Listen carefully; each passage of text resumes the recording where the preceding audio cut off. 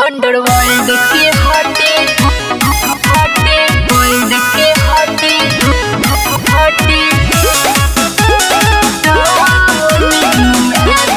हमारा भाई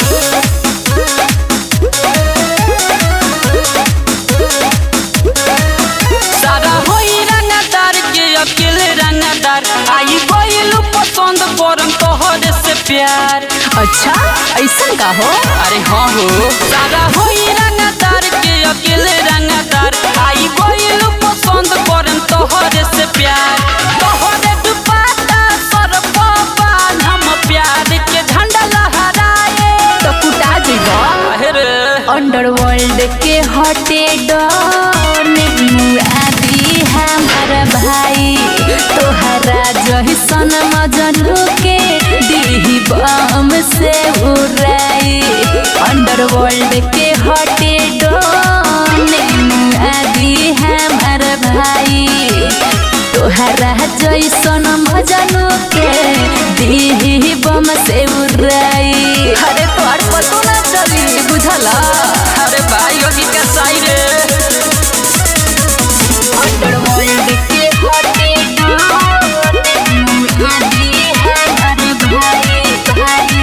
प्यार में होई नहीं आशिक के हार हो भाई के तोहरा बनाई अपन सार हो।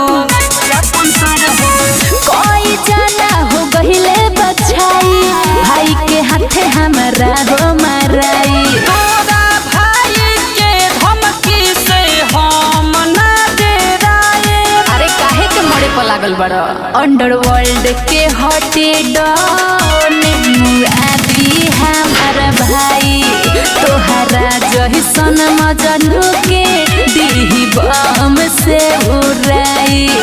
अंडरवर्ल्ड के हटे डॉन आदि हमारा भाई तोहरा जैसन मजनू के दीही बम से उड़ाई।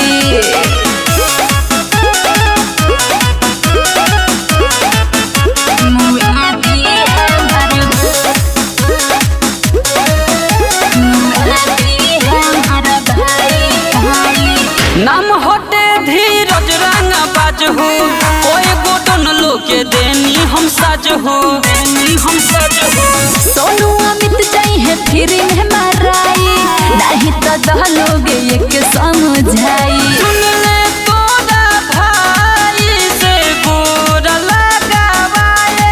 अरे सपना मत देखो अंडरवर्ल्ड के हटे डॉन आदि हमारा भाई तोहरा जहिसन मजनू के दीही बम से उड़ाई। अंडरवर्ल्ड के हटे डॉन आदि हमारा भाई तोहरा जैसन मजनू के दीही बम से